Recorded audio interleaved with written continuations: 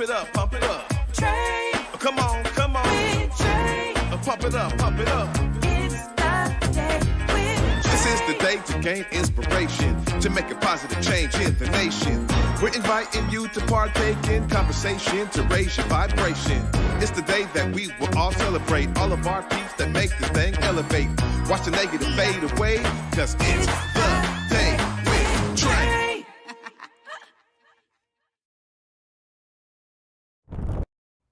Grand Rising, everyone. Welcome to the Day with Trae.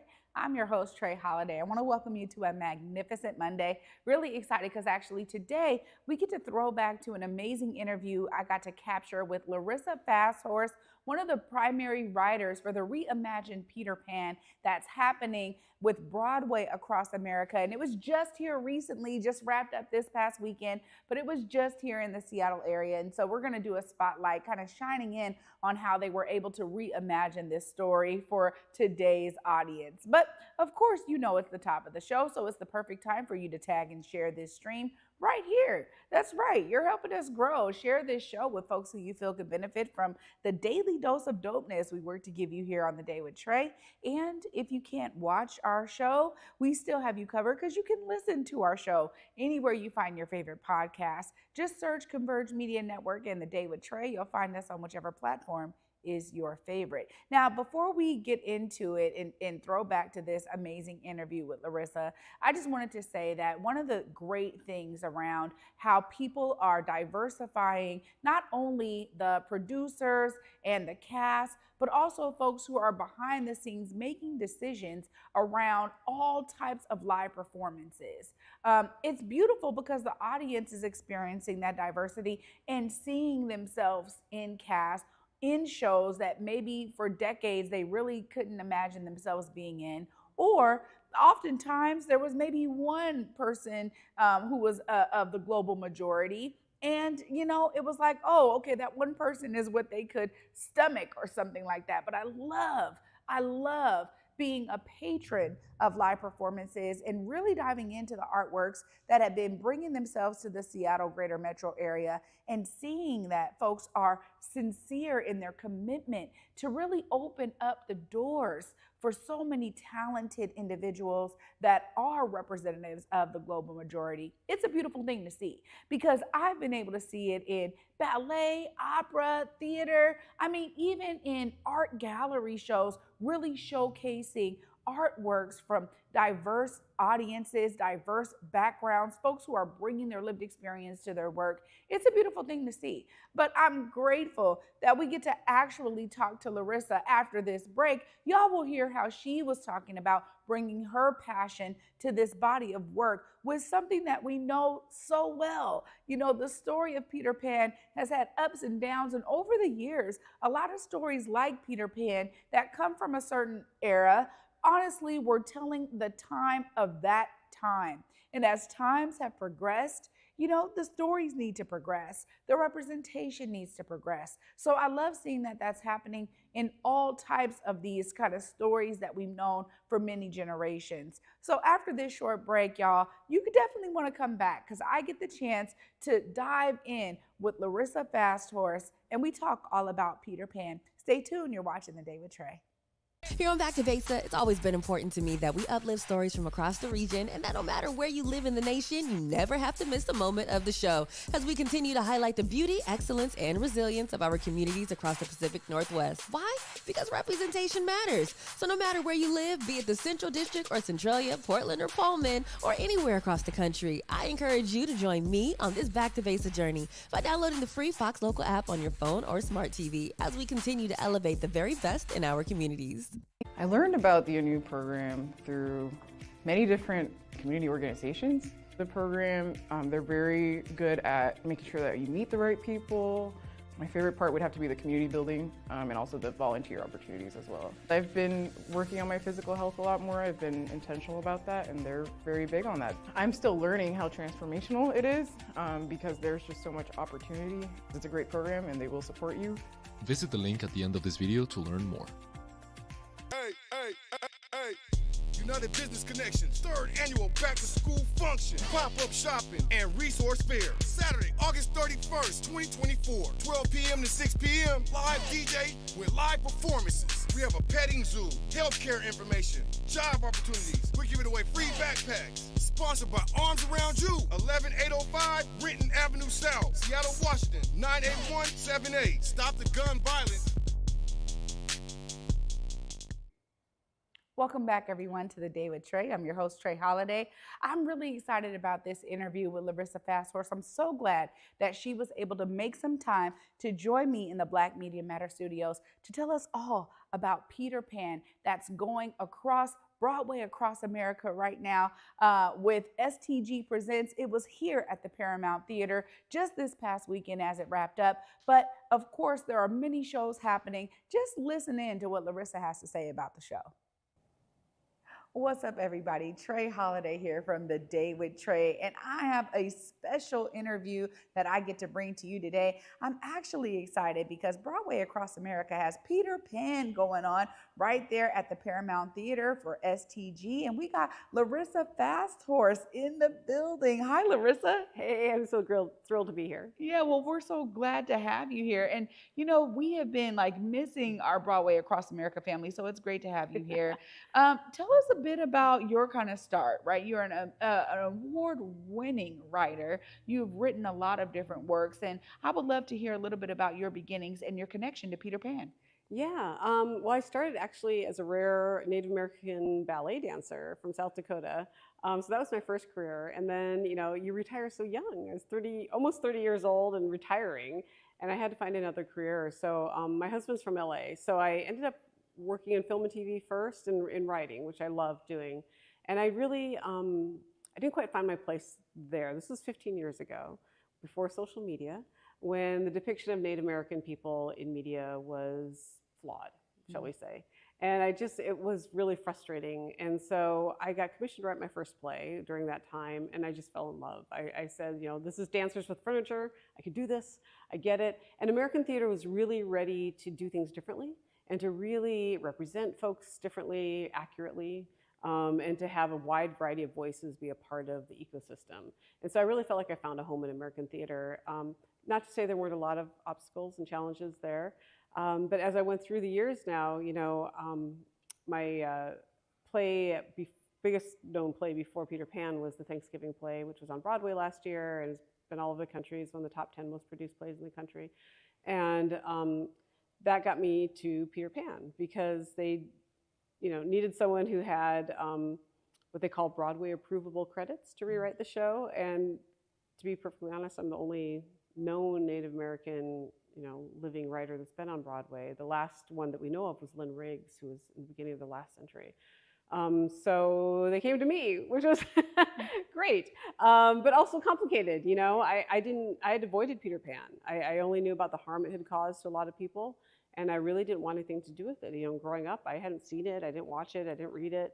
And so when they came to me, I immediately said, no, I don't want to do this. I told my agent, I'd tell them absolutely not. And then he said to me, well, could you read it? You know, be professional. Read the thing, read what they're asking you to rewrite, which is the Broadway version that Jerome Robbins did in the 1950s. And he said, just check it out, and then on Monday we can pass. I was like, fine, I'll do it. And I was shocked. Like, it's beautiful. There's a reason it's been here generation after generation. There's a reason the show has endured. And I think the last tour that Kathy Rigby did was like 30 years long. I mean, it's wild, yeah. And so I was like, okay, I get it. Like, there's so many beautiful things and complicated things about growing up and childhood. And I was like, yeah, we just need to make sure it doesn't cause harm. Yeah. Well, this is really good to hear all of that history because honestly, you know, your fresh eye coming onto it and being able to kind of see the need when we talk about the need for diversity, the need for the cast to really reflect the changing of the times that you were experiencing even 15 years ago. Tell us a bit about how that's kind of explored in this show. Yeah, I'm really excited about this Peter Pan. I've definitely taken a whole circle. So immediately I was like, no. And no, I really am proud of this show. I worked with director Lonnie Price, and he and I and our whole creative team were so committed to making this a show, not only that didn't cause harm, but a show that all children could see themselves in. And that was really important to us. So It wasn't just in the writing, it wasn't just in the corrections of things that were on stage, but it was in, you know, the cast and the way that the show is assembled, the way the characters, the backstories now of the characters, indigenous people and such, had to shift so that everybody can see themselves. The way women are portrayed has definitely shifted a lot in this show. And so we really focused hard on being sure that any child can come to the show and believe that Peter Pan could fly by their window, not just like wealthy Victorian children, not just white children, any children. And so our cast is this beautiful, beautiful cross-section of America, you know, and that's where we are. We're touring America for 2 years. And so it's this incredible cross-section. They're diverse, they're beautiful. They have so many, you know, different bodies inhabiting that stage right now, and we're really proud of that. And so it had to go from both the page and the stage together. It can't just be one or the other. Yeah, absolutely. But that's also a real indicator of how the audience experiences it. Because again, when folks can see themselves that on stage, it draws them into the story more. Yeah. And so as y'all have been touring, how has the response from the audience been for this show and for the way that y'all have really revamped this story? Yeah, I mean, we're fortunate. People have been really loving. I mean, certainly, if you change anything, somebody's going to be unhappy. and I understand that. And I respect that, you know, people have particular memories that are from their childhood, their experience that they might miss, that are no longer part of this particular version. And I totally respect that and I understand that. But I do say, like, give it a chance, you know, because I think, you know, there were so many people that were left out of the previous version that couldn't see it safely and couldn't see it in the same way. We have worked so hard to make sure that this version is a version that still feels like that classic Peter Pan, right? And so Lonnie Price, the director, I always called him the true believer. So he loved Peter Pan. He has loved it for generations, you know, decades and decades. And so he was our guide. I'd say, Lonnie, you know, what is the magic of this moment to a true Peter Pan lover? Why is this here? What can't be cut? And we left those things there, you know, and I really try to honor those people's memories, and at the same time, then make it something that you can bring your grandchild to or your children, and you can be proud of it and not cringe and not say, well, except those parts, or we don't have to have a talk afterwards. And so we've really tried hard to do that, and it's been really lovely. I was part of a talk back in one of the really early tour stops, and at this particular talkback was a predominantly white group of folks, and they were older, the subscribers, and one man said, you know, I came here ready to hate it. And he's like, you know what? And he said, I didn't hate it at all. In fact, he said, I loved it. Like, he said, I was surprised at how little you changed. Yeah. Which is interesting, because actually we've changed a lot. You know, it used to be a 3-hour tour intermission show. Now it's only 2 hours. You know, we've actually done quite a bit, but we did our job that we set out to do. Was we made him feel like that was still the experience he had as a child, and yet was something he could safely share with his grandchildren today. Wow. I mean, that's really the beauty, I think, of theater and it evolving to the signs of the times. Yeah. You know, it has the propensity to do that, and it doesn't have to be stuck in, you know, the same old way of telling a story. Yeah. That's the beauty of it. I think, too, what we're experiencing probably across the country is the need for theater to respect and reflect those signs of the times. And so I love hearing that Peter Pan is now really kind of a part of that, right? For so many. And now across generations, folks can really enjoy this show. So thank you for all the work that you've done to bring it to light. And I'm looking forward to seeing it for sure with my son. But of course, I got to give you time. You're going to look right there in that camera. Let folks know why they need to come and see Peter Pan. Oh my goodness. You need to come to Peter Pan to believe in magic. You need to come to Peter Pan to remember what it's like to be a child, but also come to Peter Pan to remember what it's like to grow up. There's beautiful things at every end of life, and that's the incredible thing about this show, is it celebrates all of it. Wow. Larissa, thank you so much for joining me, and congratulations. Thank you. First Native female to be doing what you're doing. I mean, seriously, the doors that you are opening for others is quite astonishing, and I'm truly honored that you spent some time with me today to share your story, but also the love you're pouring into this amazing show. So thank you for everything you're doing. Oh, I'm thrilled to be here. Thank you. Wow, y'all. What a great way to just kind of give you a glimpse of what you can expect at Peter Pan. You know, you want to get your tickets for the Paramount, get them today. Go and see this amazing show. Clearly, we are going to be in for a treat with some of the changes that the story is giving us. And for those of you who love the show, there's also all of the staples that will be present for you. So make sure you're getting your tickets today. Thanks for watching, y'all. Wow, shout out to Larissa FastHorse and to Broadway Across America and STG. You know, the Seattle Theater Group is a great partner of ours, and it's so amazing, honestly, for me. Y'all have heard me say it a bunch of times, but as a theater kid, to be able to interview folks like her and get a well-rounded grasp of how these stories are being shaped by folks like her, to be able to bring her talent into it. I mean, she has a vast amount of experience, and honestly, it was really great to connect with her on that and sharing how Peter Pan has morphed. And let me tell you, I was so excited about this show, y'all. I got to take my son, and we were both like, okay, she said experience the magic, and we definitely experienced the magic. So if you're someone who loves these shows and you didn't get a chance to check it out while it was here, please look it up and find the city closest to you so that you can go and check out Peter Pan. It was definitely full of magic, and it was one that was amazing for all families, and it was representative in a way that we haven't always seen Peter Pan be. So thanks again, Larissa, for joining me. After this short break, y'all, we're gonna wrap up all of this magic right after this. Stay tuned, you're watching The Day with Trae. In your 40s, your body break down. The comedy of Leslie Jones. You trying to have sex after 46? Put my leg down! Put my leg down! The hilarious Leslie Jones. I got osteoporosis. Don't miss Leslie Jones. Thank you so much. Disenrollment is a situation whereby people whose birthright to be indigenous is being stolen from them by politicians that have been elected to lead. Today, the latest or last chapter of the saga concerns the threatened physical ejectment of as many as 21 Nooksack families from their homes. I think it come about by hatred for our family. That's what it's all about. Our bloodline is still here. You know, they can't get rid of us.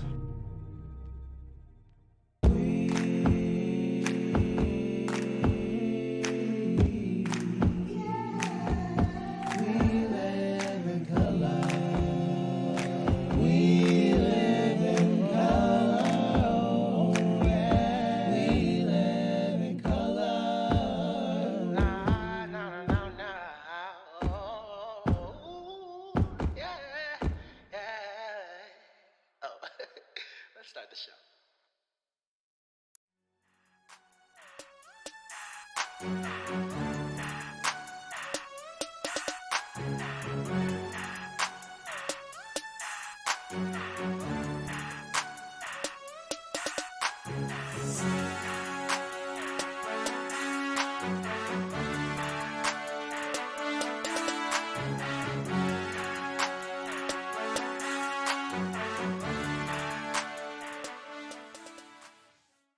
Welcome back, y'all, to The Day with Trae. I'm your host, Trae Holiday. What a great way to start the week off. Huge shout out again to Larissa and to the partners over there at Broadway Across America and STG. We appreciate all of their support of The Day with Trae. And honestly, I always love being able to bring, these kinds of interviews to y'all so you can see some of the folks who are behind these amazing works that we see on stage. There's so much that goes into it. So I'm glad she was able to take a sliver of time and join me so we could share some of her background and why she's doing what she's doing today when it comes to bringing these artworks to all of you out there in the audience. Well, that's it for me today, y'all. Again, thanks for starting your week off with me. You know I will be back with you tomorrow. And until then, at 11 a.m., y'all, peace.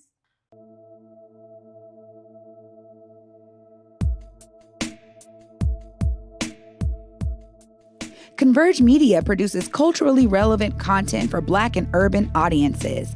Our coverage is raw, transparent, and objective, praised by community leaders, government officials, and residents. Support Converge Media today via Venmo, Cash App, or PayPal at Converge Media.